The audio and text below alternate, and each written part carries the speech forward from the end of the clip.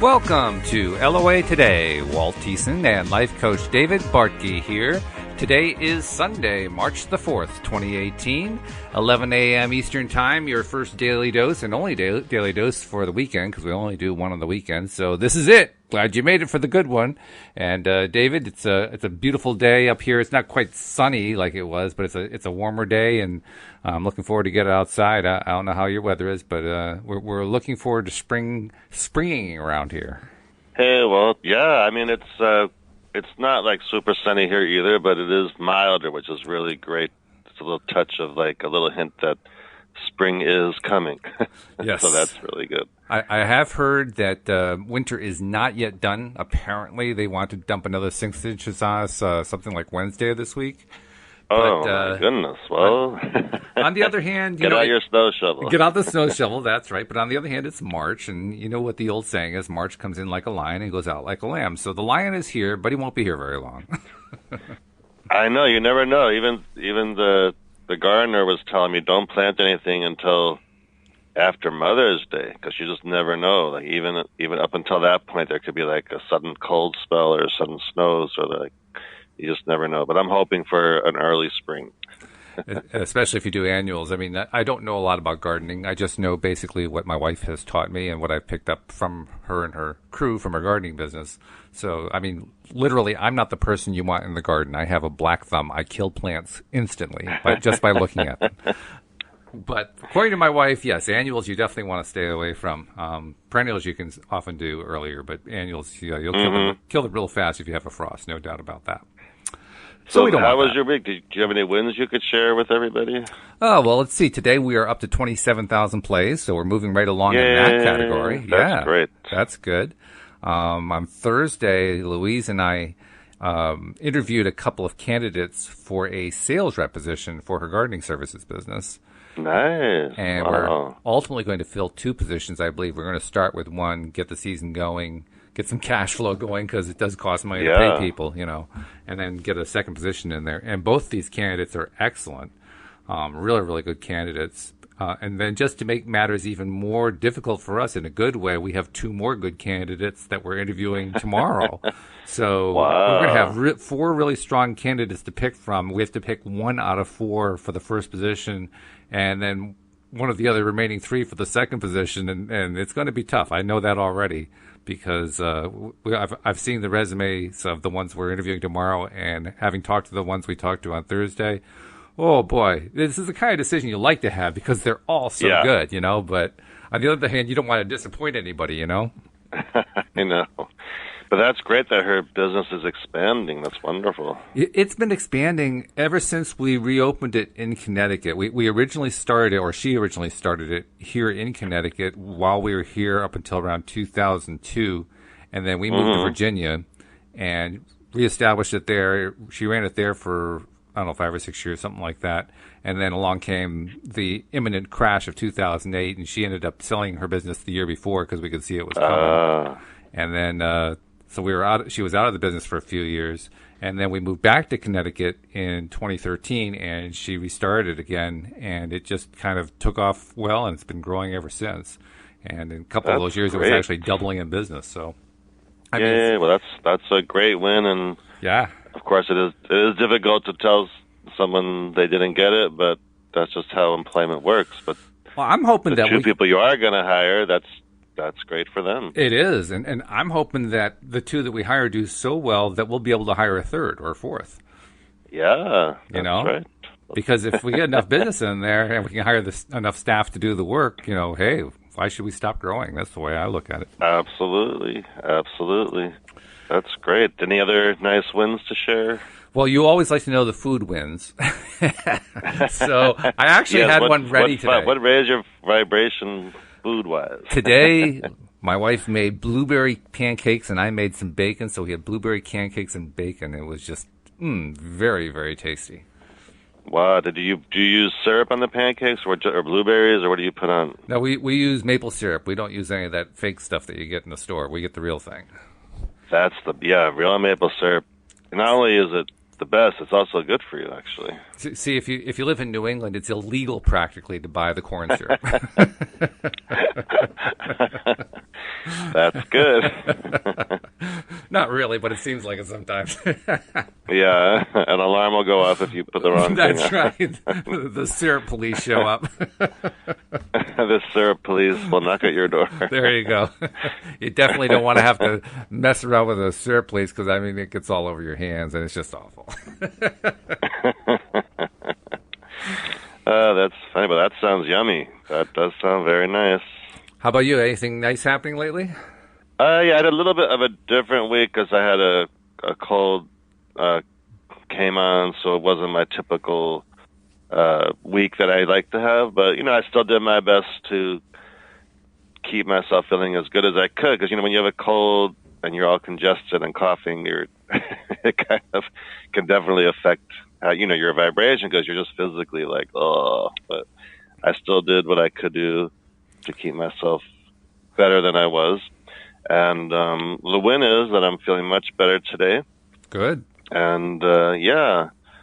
And I'm looking forward to the call today.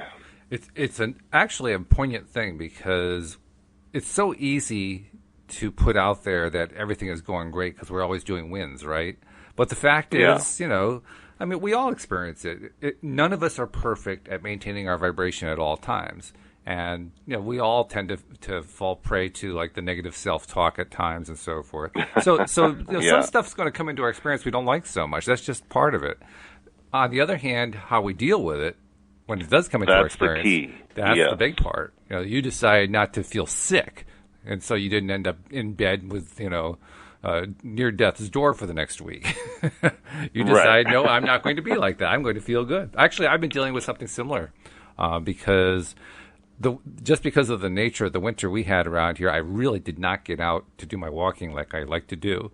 So, I mean, for like a good two and a half months, I didn't do very much at all.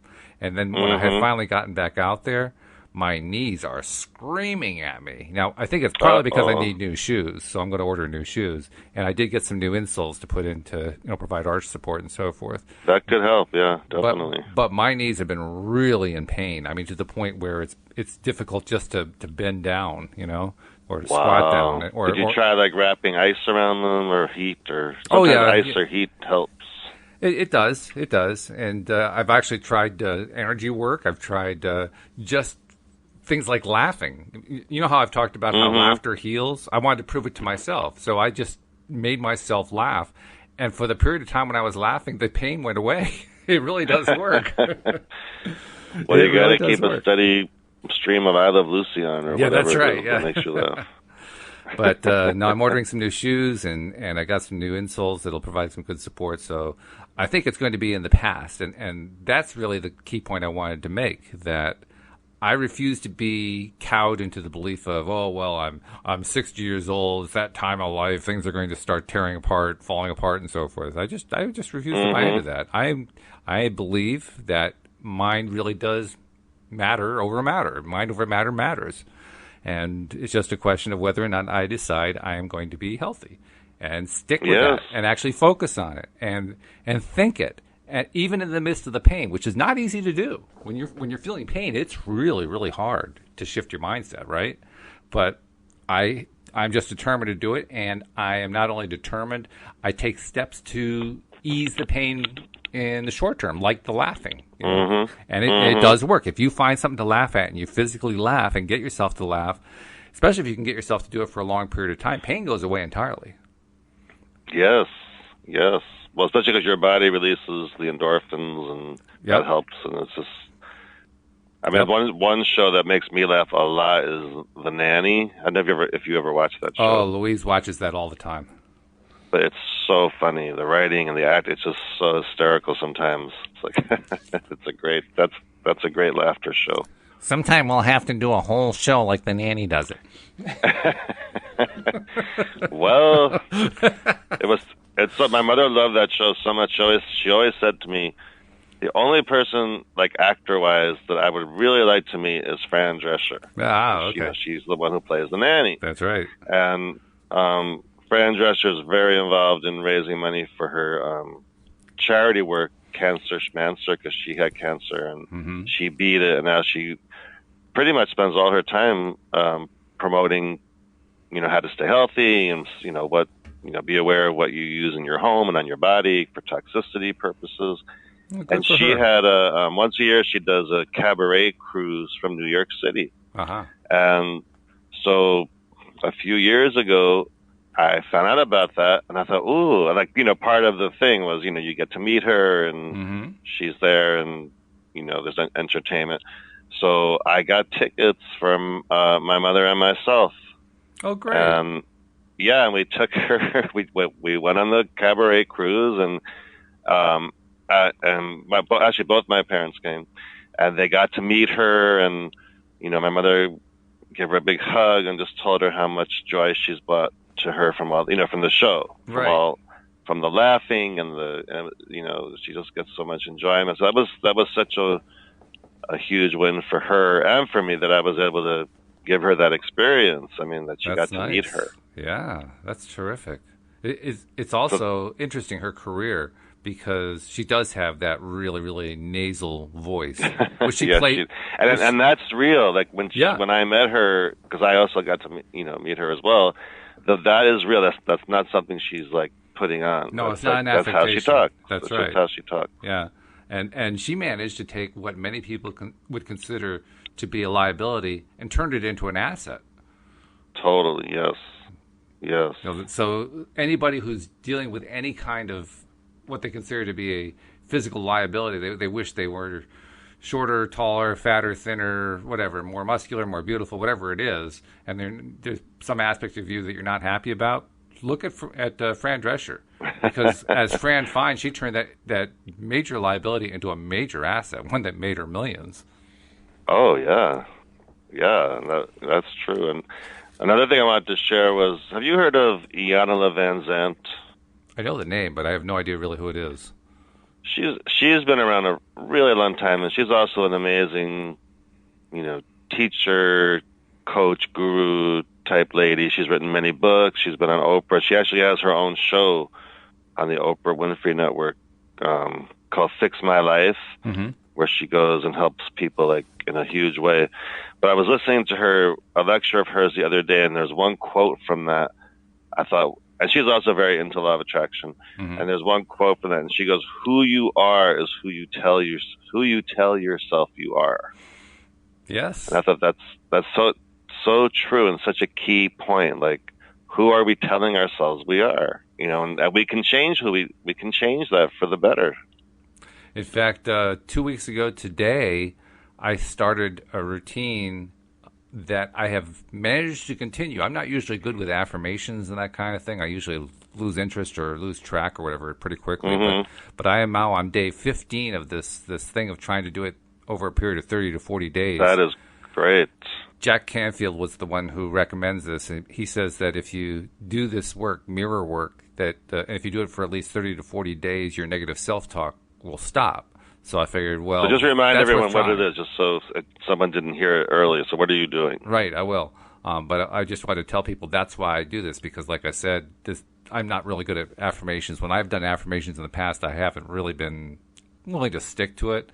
This time I have motivation to stick to it because I want so much to get rid of my negative self-talk. So I figure if Jack Canfield endorses it, it's worth doing.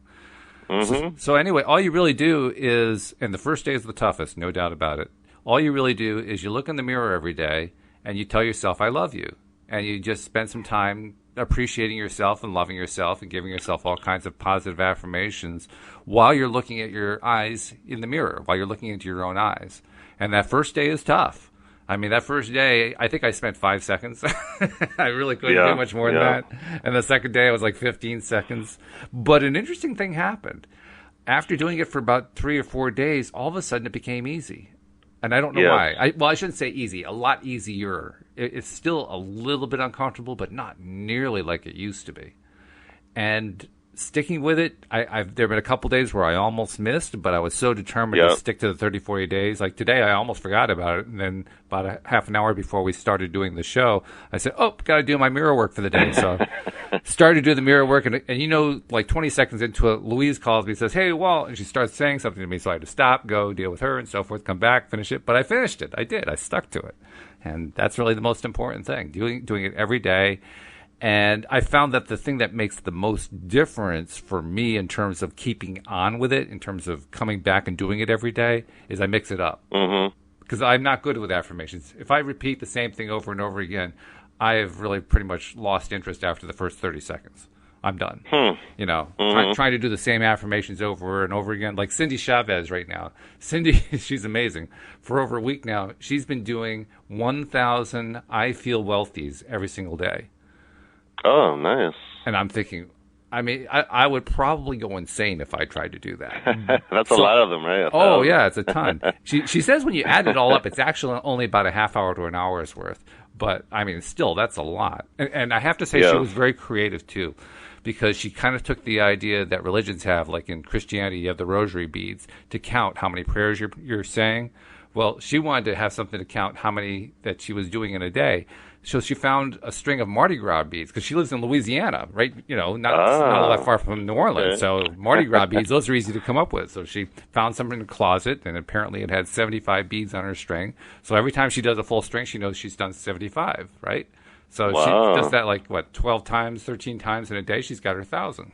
I mean, interesting. I give her credit for doing that. I don't think I could do that, but I give her a lot of credit. Yes. You know? But I brought up that quote because many times I talk to people, you know, obviously that call me for coaching, and they're so set in their stories of who they are, and they're so like rehashing it over and over, and it doesn't dawn upon them that they can start telling themselves a different story, a more positive story of who they are. You know what I'm saying? Oh yeah. In fact, I'm amazed by the fact that even though I've known about this ability that we have for quite some time, it's only very recently I've actively taken the steps to start replacing that kind of negative self-talk on a regular basis. Yeah. Even though I've known. Well, which is fantastic. That's okay. It is good. It is good. But the amazing thing to me is how long it took me to get there, to even try doing it. Yeah. Despite the fact that I knew that it was important to do, I still wasn't doing it until recently. That's great. But the good news is that I'm finally doing it.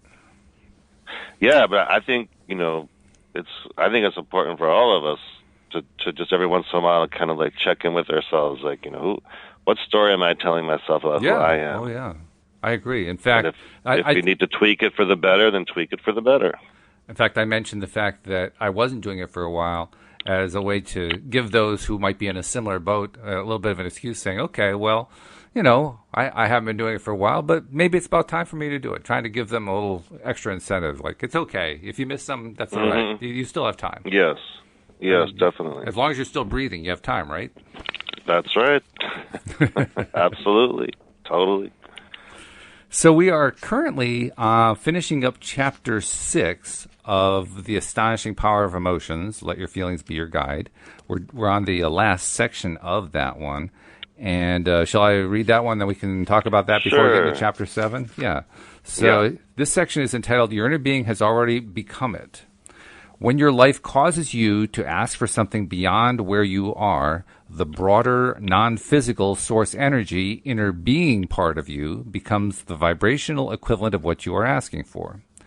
We talked about that earlier when we explained that you are continually evolving, and that with everything that life causes you to ask for, your inner being becomes that expanded you. The law of attraction is the most powerful law in the universe. It is the vibrational manager of all that exists. Everything that exists, seen or unseen, tangible or invisible, electronic or materialistic, physical or non-physical, is not only affected, but is managed by this powerful universal law. In simple terms, this law says the essence of that which is like unto itself is drawn. Whether they are contemplating the well-documented physics of electronics or noticing that their habitual thoughts are rendering them circumstances and experiences that perfectly match their moods and attitudes regarding all things, many are consciously recognizing the basis of this powerful law in their own experiences. The powerful law of attraction is responding to the vibrations of that which the greater part of you has become. And as the law of attraction responds to the vibration of the expanded you, the current flows. For the current of this stream of life is literally the momentum that is caused by the law of attraction's response to the vibration of your expanded being. In italics, the big question, the question that this book seeks to answer is, What are you in your physical form doing in relation to the vibration of your expanded self? Are you letting yourself be up to vibrational speed with what you have become or not? Interesting. I like that. Are you letting yourself be up to the vibrational speed with what you have become or not? That's interesting. Yeah, that's kind of like the introduction of the resistance theme, right? Yeah. Because that resistance is really that's a question you see a lot. I see it on the Facebook group that I tend to spend a lot of time in. People wondering, I've been so depressed lately and everything goes wrong and I have terrible luck. I can't understand why this isn't working. My reaction is, but it is working. Look at the results you're getting. How many people can get as consistently bad results as that? Of course, that's not exactly what they want to hear, but they're focused on the what isn't working. Yeah. And inevitably, I write some sort of response that says something to the effect of, like, there was one woman who was saying that her son had, what was he? I think he was like an animal caregiver and trainer and so forth, and had been set up for like a couple different businesses, and both had failed miserably, despite the fact that he had gotten these loans to get them going and so forth, and that everything was failing on him. And my response to her was, well, you probably want to look at his mindset, or he probably wants to look at his own mindset, because if he keeps failing, that means he's attracting it. The question is, what's his self-talk? What's his predominant mindset that's causing the attraction to happen? And I wrote this after about 15 other people had weighed in with, just hang in there, keep feeling good, and all this other kind of stuff. And then she came back and said, that's a good point. I hadn't thought of that. That's right.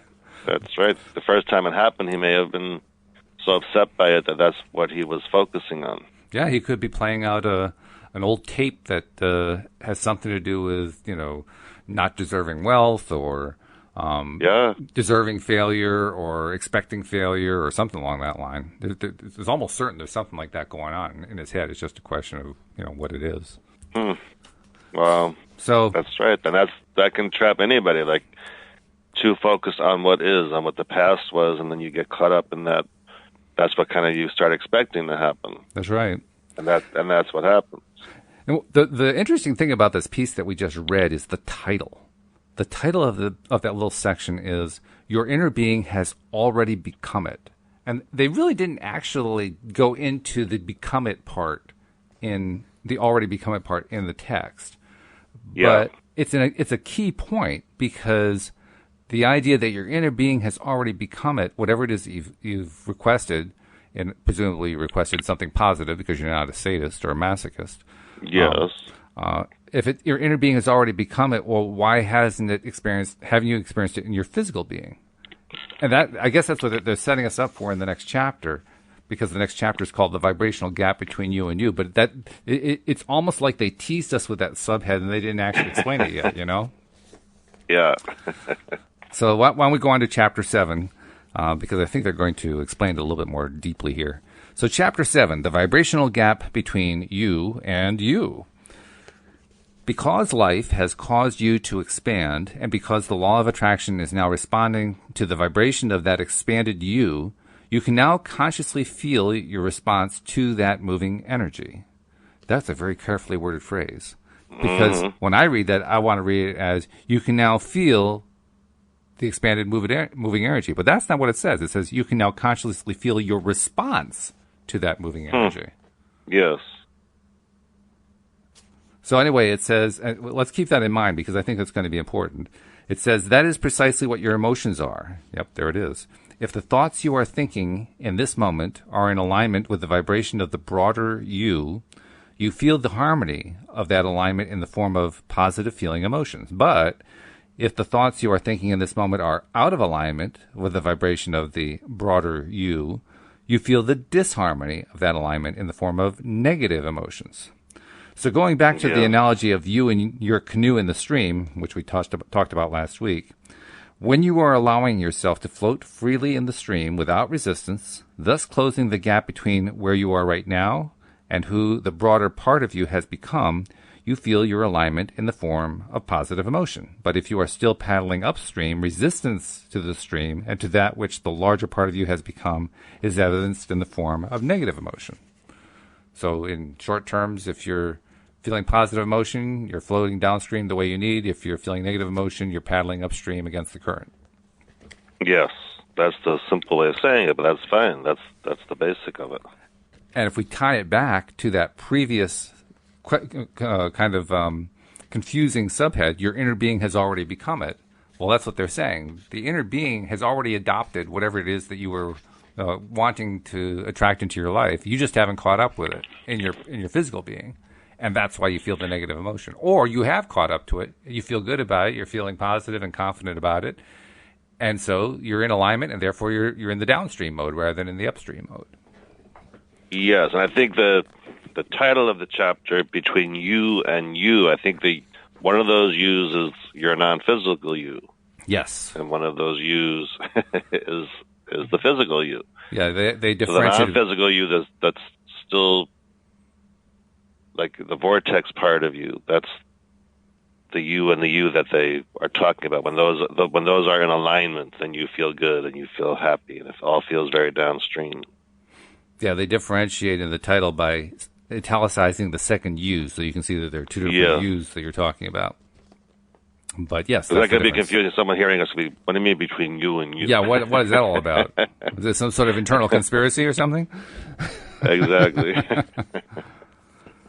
So, okay, let's see. Where are we? For example, when you are feeling proud of yourself, the feelings that you are experiencing are indicating alignment between the vibration or thought of your inner being and the vibration or thought of you right here, right now. When you feel ashamed or embarrassed, those feelings indicate that you, in your now, are thinking thoughts about yourself that are very different from the thoughts that the broader part of you is having about you. There's that you thing. It gets a little bit confusing after a while. Yeah. Before your emotions can be meaningful to you, before you can allow them to guide you, the precise and perfect guidance that they are offering, you must understand that you are a being with 2 points of perspective that are continually relating to each other. When you understand that your inner being, or the expanded being that you are becoming, stands as the furthermost culmination of life and constantly calls you forward to that, then you begin to understand the feeling of passion or eagerness that is present when you are allowing your movement toward your expanded self. Okay, now like half the audience is really confused. They do tend to be, I mean, it's Esther. Obviously, Esther is trying to translate all these blocks of thought that come to her. And sometimes it's like she's tripping over her own nouns and adjectives. And I guess that's what makes it so difficult. It's like we need to have a different word for inner you and outer you instead of you and you, so that we can differentiate. I know, because it can get confusing. Keep them straight. Yeah, got to keep them straight somehow. So maybe the inside and outside, except that's not even accurate either. So I don't know. We need a better set of words. When you've come up with a better set of words, David, just let us know, okay? And don't hesitate to step right in, because I mean, this is something we need. So the sooner the better, okay? Okay. So let's see what more we can get here. There is just no way of getting around it. You must allow yourself to be the being that life is causing you to become if you are to feel joy. And unless you are feeling joy, you are not allowing yourself to be that which life has caused you to become.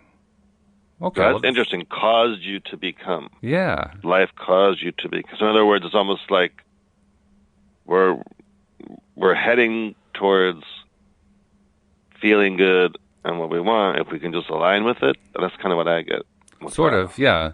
I think the key takeaway here is, rather than getting all worked up about inner you and outer you and physical you and non-physical you, just feel joy. Make it real simple. Yes. Feel joy, and you're in alignment, and everything's allowing, and everything's good. Don't feel joy, and you got problems. Right. If you're not feeling that, then you're not connected with your inner being. You're not at one with it. There's some kind of discord, disharmony there. Mm-hmm. Yep. So we have a new subsection. It's entitled Emotions Indicate the Degree of Your Alignment.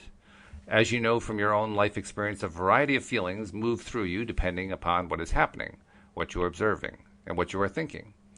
Your emotion, whether it feels good or bad, is a vibrational indicator of the relationship between the vibration of your broader self and you. That's the first clear example that first clear statement they're making of what the relationship is. The relationship, the degree to which it's the same or different between that deep inner you and your physical you is your emotion. That's what they're saying there, very clearly. Your emotions indicate the degree of your alignment with who you have become. They show you if in this moment you are keeping up with yourself or not. Over time, you have come to describe the variety of feelings or emotions with many different words, and because of the number of individuals who have felt these emotions, and because of the many generations of people having a variety of experiences, you have come to a somewhat consistent agreement on what you are feeling and the word you would use to describe it. We would much prefer that you find yourself in feelings of eagerness and love and joy than in those of fear or hatred or anger. But because we understand the vibrational reason for these emotions, we do not attempt to guide you from the emotion of fear directly to the emotion of joy, for we understand that the vibrational difference is too great to span all at once. And in fact, we see no reason to try to make the jump all at once because a gradual movement in the direction of feeling better is all that is necessary or even possible. Yes, that's important to get. That's an interesting last phrase there. It's all that is necessary or even possible. Because I have to admit, there are many times when I've been in fear or any of the negative emotions where clearly reaching for joy was way, way, way beyond what I could be. Just not there, not going to happen. On the other hand, there have been rare occasions where I felt myself, I won't say fear and anger, maybe not quite that deep down into the negative scale, but certainly in the negative realm, maybe in the realm of disappointment or mild depression or something along that line. And I'll pop my headphones on, plug them into my iPhone, and just play from my music list, my positive music list for an hour or so while I'm walking or doing something. And by the end of it, I'll be up very close to happiness or joy. So here's the question. Is that one long jump, or is it because it took an hour to do that it was an incremental one that took place over time? I think it was incremental, which is more how it's supposed to be, more realistic. Which is interesting because when I measured at the beginning and measured at the end, that felt like one jump, but it wasn't. So I guess my point is that how long a jump can seem to be and how large it can seem to be is subjective. And it really depends on how dedicated we are to getting into that positive space. Yes, and I think the key words are gradual movement in the direction of feeling better. It's okay if it's gradual. You can't get from a 2 to a 10 immediately, but you can get from a 2 to a 3 or a 3 to a 4 or whatever it is. And as my example showed, you may not get immediately from a 2 to a 3, from a 2 to a 10, but you can go from 2 to 3 to 4 to 5 to 6 to 7 to 8 to 9 to 10 in a relatively short period of time. Absolutely. But it's kind of like a relief to know, like, oh, okay, so it's okay that I got from a 2 to a 3, then to a 4. Like, I don't have to beat myself up or think I did something wrong because I didn't jump to a 10 immediately. Yeah, that's right, because we do tend to think in black and white terms, don't we? And if I haven't gotten all the way there, then I failed, which is not true. Which is so not true, because any movement in the positive direction is success. So when you're working with a client who is feeling really depressed, because I've actually talked with and even tried to help somebody at one particular point in time who was very, very depressed. And I have to state, even before I give my example, and this may kind of disqualify my question, that he kept telling me that he was interested in getting better and willing to do the work to get better. But when it came to actually doing it, he was less than enthusiastic, let's put it that way. He didn't actually dive into it very much. Which is, well, what was it that he was trying to do? Do you know? We had come up with a number of things for him to do to try to get himself incrementally up that scale. It took quite some time to identify what they were. It took probably a session and a half, 2 sessions of talking to just get him to come up with 1 or 2 things he liked doing. I mean, he was so deeply in the depressed mode that he couldn't even think of anything for like the first 15 minutes. He just would sit there silently and just, you could see his mind was working, but he couldn't find anything. He couldn't find anything happy. He couldn't find anything that made him feel good. And after a while, I think out of desperation more than anything else, he was in his mid-50s when I knew him. He mentioned that when he was younger, he liked to ski. So I said, well, okay, well, now we got a starting point anyway. Yes. And then it took a long time, and he came up with it. Over the next 3 hours worth of talking, he finally came up with 2 or 3 other things that he enjoyed doing. And then he had a really great opportunity because a friend of his had agreed to go with him to, where did they go? Somewhere in the tropics. I can't remember where it was. For like a week. So a week away in luxury land, That would certainly feel good. It would definitely feel good. And so I urged him every single day that he was away, at the end of every day, to think about what things he had done that day that he'd really enjoyed and relive them to get the most benefit out of them and so forth. Interesting thing, when he came back, he could remember a few of the good things that happened, but only after I prompted him a lot. And, interesting. Wow. And he said that he did not spend much time each day focusing on them. He did spend time, but when I asked him how much time, it was like, 10 seconds. It wasn't a whole lot of time reliving the good things that happened. So I actually made him, walk through the things that he could remember that had happened that he'd really enjoyed. And then there's another thing that happened that was really interesting, because even when he identified something, like, I'm trying to remember what they were. I think one had to do with motorbikes. I think they had motorbikes and they were able to ride trails on whatever island they were on, or I don't remember where they were exactly, but wherever it was, they were trail bikes they could use. And he enjoyed that. And so I asked him, well, tell me in more detail about that experience. And he couldn't. He couldn't do it. He couldn't bring himself to go. I mean, I was literally pulling details out of him like I was pulling teeth. Wow. Which told me... Did he have a good time there on his trip?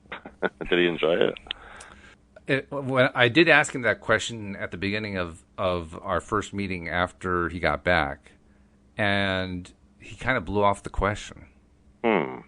So that's why I was asking if you'd run into anything like that before, because, I mean, I felt bad. I didn't know how to help this guy. I was trying so hard to help him. I was trying to get myself to feel good, to help, pass energy his way. I was trying to get him to focus on stuff. It made me wonder how much he really wanted to change. That was the only conclusion I could draw. Because he kept telling me he wanted to change, but when I would ask him to take steps to do that, he kept fighting and fighting and fighting. And I wasn't sure what that was all about. I do know that he had a therapist that he was working with. Maybe his therapist had a better handle on that than I did. But unfortunately, he broke off, and I haven't heard from him since, so I don't really know how it all worked out for him. I hope it worked out well. But I hope so. That poor guy was just in such a bad state, he couldn't even manage to do the steps that I was trying to guide him to do to feel better. He just couldn't even take little steps. He couldn't find even the smallest ones to take. And, I mean, that's... I guess my point in bringing up the story is, first of all, to see if you had any ideas about it, and second of all, to just say, you got to be willing to take the steps. If you aren't willing to take the steps, no one can help you, including yourself.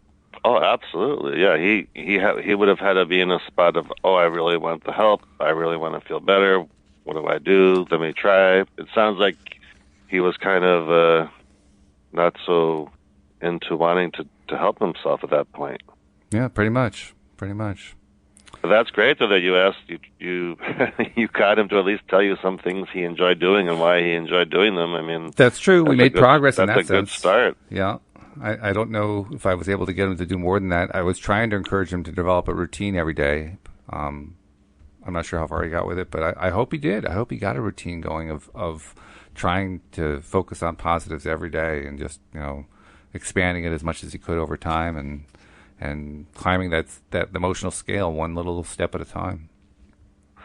I hope so, yeah. And who knows, maybe in that moment it didn't click with him, and at some point later he started thinking about what you told him, and it clicked at that point. Like, you never know. That's true. You never know. Yeah, and I have to hope that is what happened. I certainly wish them the best. That's for sure. I hope so. Yeah. Yeah, but you planted the seed, which is great. I did. Yep. And you never know when that could click with him, and then he could start, turning around. So hopefully that has happened or will happen. I mean, that's something you have to do as a coach, isn't it? Because you coach professionally. And as a coach, you have to be willing to accept the fact that it's your job to provide the information. It's not your job to get the other person better. Yeah, but you want to. You want to. You want to, because you're like, you want to see the results. But ultimately, it's not your responsibility. I have worked with people who are just at such a depressed state. It does obviously take longer because their momentum is really strong in being depressed. And if they're willing and wanting to improve, then you can, slowly start improving with them, giving them the tools and working with them. But like you said, if they have to be wanting to, and they have to do the work. Very true. So finishing up this section that we're on, it says in italics, we would much prefer that you find yourself in feelings of eagerness and love and joy than in those of fear or hatred or anger. But because we understand the vibrational reason for these emotions, we do not attempt to guide you from the emotion of fear directly into the emotion of joy. For we understand that the vibrational difference is too great to span all at once. And in fact, we see no reason to try to make the jump all at once, because a gradual movement in the direction of feeling better is all that is necessary or even possible. Mm-hmm. So that summarizes what we were talking about. Yes. And then on the last section of the chapter, it says, nothing that you want is upstream. That's an interesting point. Let's see what they have to say. Everything that you see around you, land, sky, rivers, buildings, and even people and animals, was thought vibration before it became the physical things that you now observe. While most do not realize it, you are standing on the leading edge of thought. Further, you are so good at translating vibration through your senses of sight, hearing, smell, taste, and touch that, for the most part, you are unaware of the translation process at all. It is just life, and you are living it. But if you can grasp the concept that everything that you see around you in manifested form was thought vibration first, and then thought form, and finally the manifestation as you see it now, the bigger picture of creation will begin to come into view for you. And then not only will you have a clearer picture of how things that you call real-life experience come to be, but you will also feel the current from which all things come and upon which all things flow. What we mean when we say nothing that you want is upstream is that your desires, because you have already thought about them and asked for them, are already in the process of being created. In the same way that a round object will not roll downhill of its own accord without needing an engine or added impetus from outside influences, your desires are, in a sense, easily and naturally rolling toward their own conclusions as well. Once your life has caused the creation of a desire, your work is done, and natural forces and laws take over. The best way we have come to explain to you this pattern of natural evolution is in our analogy of the current of the river. Your every request, large or small, adds to the current of this river, and literally everything that you have ever asked for is downstream, where you can easily find it, experience it, possess it, or live it. And I love what they do with that analogy. I can't remember which book it is, but they do it in another book, or maybe it was in a workshop, where they talk about how they perceive many of us in our lives. They perceive us as if we are paddling upstream. And we're paddling and paddling and paddling and paddling, and they ask us, so why are you paddling upstream? And we answer, well, because that's what our parents did, and that's what we've been taught to do. You have to work hard. Yeah. You have to really strive and struggle to get to where you want to be. And they say, well, what makes you think that things are going to get better if you do that? Well, because you have to earn things in life. You have to push for it. You have to do the work. And they reply, well, what if we were to tell you that none of what you're looking for is in that direction? What if I told you that it's all the other direction downstream? That would be too easy. It would be not only too easy, it would be an oops moment. But that's the point of their analogy. The point is that even though we feel like we have to strive and struggle and work hard to move upstream and in that way get to whatever it is we're trying to attract into our lives, in reality, that stream is the stream of all of our thoughts and feelings that have accumulated over time. And they basically created their own current. So if we just go with that current, we end up at the place where all the things that we've asked for are. Yes. And just one thing I want to correct. When you were reading, you said in the same way that a round object will not roll downstream of its own accord. Oh. The word not isn't there. Yeah. Sorry about that, folks. Just please eliminate the word not from that little narrative I gave you. It just goes to show. I mean, we are so well trained to focus on negative that even when I'm focusing on positives, negative still slips in.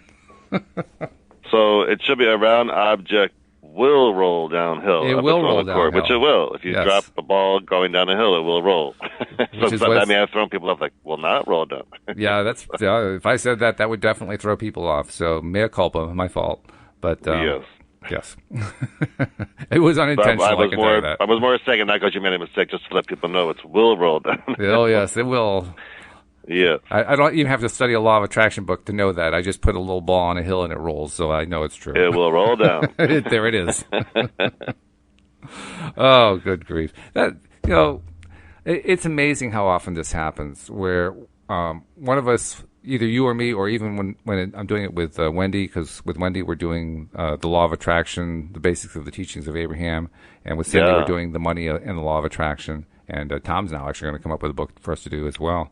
But as we're doing these books, inevitably, whoever is doing the reading will unconsciously or subconsciously change the words. We don't even know we're doing it. Yeah, it's interesting how that can happen. I mean, and sometimes we'll change the words in a way that it becomes obvious to even us, like, wait a minute, that didn't make sense. And then we go over it again. and sometimes we're oblivious to it. Like I was just there. I had no idea I had said that, And so the listeners are saying, what? Yeah, so the ball, it will roll down the hill. Yes, there is no new universal law that makes balls roll uphill. Oh, God, that's funny. But I guess my point is, it just goes to show how our old tapes really get in the way. Because there's an example of it. Seriously, I mean, what was it Louise and I were talking about yesterday? I can't remember what it was, but she was trying to make a point, and the point was a positive one, and it came out negative. And she didn't know she had said it. Oh, my goodness. And we weren't talking law of attraction or anything like that. It was just, normal conversation. But she had said, why do I think that this person isn't doing something? And what she really meant is, why is it that I think that this person is doing something? But it came out isn't. Interesting. Because we're so used to saying, well, it can't be that, right? It can't be that. It's not that. We negate like crazy. In fact, we get into the realm of double and triple negation, in which case we really confuse our audience. where we negate the thing that we negated, right? Ugh. We are so negatively focused. That's why I'm doing my mirror exercise, folks. I want to turn that whole language thing around so that even if I'm not intending to say it, it comes out right. That's right. Because that would be a different experience, wouldn't it? Where you're not intending for it to come out right, and it comes out right anyway. It's like the what was it? A Mel Gibson movie, I think it was, where he couldn't lie. Everything that he said came out the truth. Oh yeah, I forget what that was called. Yes. It's a little bit disconcerting especially if you're a lifelong liar who deliberately lies for a living, and all of a sudden everything that's coming out is the absolute unvarnished truth. Like, whoa, why can't I keep my mouth shut? But also, too, like to anyone listening, sometimes working hard can feel downstream. That's not the kind of working hard work that they're talking about here. So, give an example. They're talking about working hard being a dread, being like, oh my God, no, if I don't work hard and, spend every hour of the day trying to make whatever happen, then I'm not doing enough. So what would be an example of fun work? Sometimes someone might be really into whatever business they're trying to get off the ground or doing, and they are working hard, but it's a feel-good working hard. Mm-hmm. Sure. I think there's another way. There's a difference between, I don't think we're promoting someone not working hard in the way that we're talking about it, but there's another way that they're talking about it. And another way that I would also present as a different kind of example is, very often we think of working hard as a physical activity, and physical activities can be very hard work. depending on what they are. What I have noticed is that there is another kind of working hard that doesn't actually involve any physical work. And that's the kind where I'm trying to get myself to do daily affirmations, or I'm trying to change my routine. And it can be actually very hard work. I mean, the guy who I was trying to help, for him, it was so hard he couldn't even bring himself to do it. It was such hard work. Now, what was he actually doing? What was I actually doing when I was doing my mirror work, or when I was trying to do something else to change my negative thought process into a positive thought process? I wasn't actually doing anything physical. It's not like I was, driving the pickaxe into the rock pile. It wasn't anything like that at all.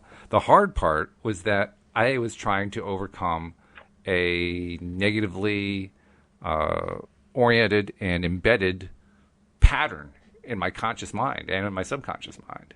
And that it can take a little time to get yourself to do that and to do it consistently.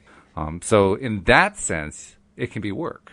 It can also be very satisfying work, because once we start doing it, once we start making the change. I mean, the one that worked best for me at the earliest stage was where I said to myself, every time I catch myself saying something negative, well, first I'm going to pat myself on the back, because all this time, all these negatives have been coming out of my mouth and I wasn't aware of it.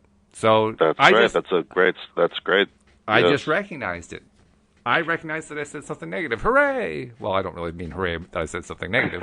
Hooray that I recognized it. Yeah. And then the second thing I do is I say to myself, stop. Just stop. So now I've stopped. Now what do I do? Well, then the next thing I do is I have a safe list, a little short list of things that I can go to in my mind if I need something positive to focus on. Usually my list of easy favorite things that I like to do. So the moment that I say, stop, okay, what's on my short list that I can look at right now instead of this horrible thing that I'm trying to take my mind off of and that I've blurted out without even realizing? And if I can find something, then I replace it. Yes. You do that often enough. I can give you another fun thing you can do when that happens. That also helps. Oh, okay. When you or anybody catches themselves thinking about something negative, obviously, like you said, become aware enough to realize it, and then stop, like you said. And then you can just ask yourself, well, what do I want then regarding this thing I was just thinking about? And then get lost in the what you want thoughts about whatever it was. That's also very helpful. Yeah, sure. The only thing that I couldn't make that work, the only reason I couldn't make that work for myself early on was that the moment I started to do that, I found myself slipping back into the negative thought patterns. That's why I always had that's why I had my safe list. Because my safe list, if I had a safe list of like 2 or 3 things that I could go to that were really important to me that I liked, then I was much less likely to screw it up by falling into the negative pattern that I could have fallen into. So on my safe list might have been that I have a roof over my head and food on the table and a wife that loves me. So at least I got that, And then whenever I run into a situation where I had to say stop to myself, if I couldn't find a silver lining in that moment, then I went back to, well, at least I've got a roof over my head, food on the table, and my wife loves me. Because that one I can't really get negative on. Well, I could, if I really work at it, I suppose I could, but I try to avoid that kind She of work. doesn't love me. She didn't make my favorite dish. That's right. But she did. She made blueberry pancakes this morning. That's right. There's proof. And ultimately, but what about like hard work? Like, what if someone wants to get 6-pack abs and they just watch the video of someone doing the exercises, but they don't do the exercises? Will they still get 6-pack abs? Well, my reply to that is, how much patience do they have? I think in that instance, you have to do the work. I think you do. Because, well, put it this way. If you're already a master, an advanced soul who is so good at this that you can just turn things around on a dime, then yeah, go for it. Because you can probably turn your flabby stomach into 6-pack abs just by thinking about it. But for the rest of us who are still trying to learn how to even move our own emotional set point, it's probably not the best place to start, Oh, it's probably better to start with, okay, I'm going to set a good positive intention and then go do the actual work in the gym because I'll get there a lot faster. Remember we were talking about the nanny earlier, making us laugh. That reminds me, there was a scene where her mother wanted to lose weight, so her mother brings over an exercise video and she puts the video on, And you don't see them. All you hear her mother say is, I don't understand how this is working. I don't feel anything happening. And they're all on the couch eating popcorn, watching the video. So, I don't feel anything. What? Oh, God. So in that case, you got to get down on the floor and do your sit-ups. Yeah, the popcorn probably didn't help too much. Although if you're going to pick a snack that's going to be as unharmful as possible, as harmless as possible, that's probably better than most, I'll have to say. But, yeah. But popcorn could also have chocolate drizzled all over it and other things, too. You never know. Yeah, and then you start getting into that dangerous territory. Yeah. Actually, my favorite popcorn is the, what's the one they make at those fairs that has, like, the sugar in it? The kettle corn? Kettle corn, yes, that's my favorite one. I love that one. Yeah, I've learned to stay away from that. We have one of these annual farm show type things, but it's for all of New England. It's called the Big E. The Big E I've Exposition. been to that. Have you been to the Big E? I've been to that. Yeah. Yes. Yeah, And they have. You know what's hysterical with the Big E? When I went, I was in this, which I kind of usually am, this like health kick mode, and like everything's deep fried there. Well, not everything, but there's certainly a great deal of Pretty deep much. fried. So from a distance, I saw a booth and it said fresh vegetables. I'm like, oh, there, I'll just go there and have that. And as I got closer in small print, everything deep fried. Everything deep fried. Oops. So there went my fresh vegetables at the Big E. Well, you can see what the issue is because Louise and I live less than an hour away from the Big E. Oh, wow. Yeah. So it's like, after dinner during the 2-week period that the Big E is on, should we go tonight? Yeah, let's go tonight. We'll go right now. We'll go for dinner, Well, you have your choice of deep fried chicken, deep fried vegetables, deep fried Oreo cookies, deep fried. Well, actually, when I get there, one of the things we go to is we haven't done it every year, but we often go to the main house because each of the states of New England has its own house. That's a great thing. I like doing that there. Right. Yes. So all of the 5 states of New England, Connecticut, Rhode Island, 6 states, Connecticut, Rhode Island, Massachusetts, Maine, New Hampshire, and Vermont all have their own houses there. And in the main house, and actually now some of the other houses are doing it too, you can get a Maine potato. Yes. A baked Maine potato. I did that, and the line dress was whatever you want. And it's delicious. It's absolutely delicious. So I'll tend to get a Maine baked potato. I'll tend to also... Sometimes I get it from the New Hampshire house. Sometimes I get it from one of the others. I'll get a blueberry pie slice with native vanilla ice cream blueberry on top. soda. Did you ever have the blueberry soda? I don't drink sodas, so no, I haven't tried that one. That was really good. Ooh, blueberry soda. Like I'm not a big soda drinker, but when I like blueberry soda made with Maine blueberries or something like that. See, it was good. It was really good. I gave up on soda about 20 years ago when my auto mechanic poured a bottle of Coke on top of the battery to get rid of the corrosion. And I said, that's what it's doing to my stomach, and I never wanted to have another soda again, and I haven't. I know. Well, the blueberry soda wasn't like Coke soda. It was like whatever, like seltzer with fresh water. Blueberries crushed in it. And it was really good. It was really good. I was like, oh, okay. Well, we're definitely in the silly mode, which is a good thing because some of the stuff we were talking about could be a little bit of a downer, but being a silly is a good thing, especially as we're approaching the end of the show. I do want to remind people that during the week there are a few things that you want to think about. First of all, if you're listening live right now, or even if you're not, if you're listening as a podcast, and you haven't subscribed, take a moment and go subscribe. All of the instructions on how to do it are on the homepage at loatoday.net. That's also where you can listen to the podcast, by the way, if you want to listen live as they're being broadcast. And also there are all kinds of social media buttons for sharing, so make sure you subscribe and share. And finally, a reminder that Tuesday nights, Tom Wells and I are doing a call-in version of the show just for people who can't call in during the workday or even on the weekends. So take advantage of that too. Just wanted to throw that in as well. And David, for someone who needs a little more personal attention, maybe somebody who's willing to do a little bit more work than my friend did, how do they reach you? Oh, absolutely. Yeah, you can find me at lifecoachdavid.com. You can just email me at david@lifecoachdavid.com if you want to talk about some wonderful law of attraction life coaching. Sounds good. Sounds like you have a client there, so we better get going. David, it's been a pleasure. Same here, Walt. Have a wonderful rest of your day and week. I will, and you do the same, and we'll see you all next time here on LOA Today. Goodbye, everybody.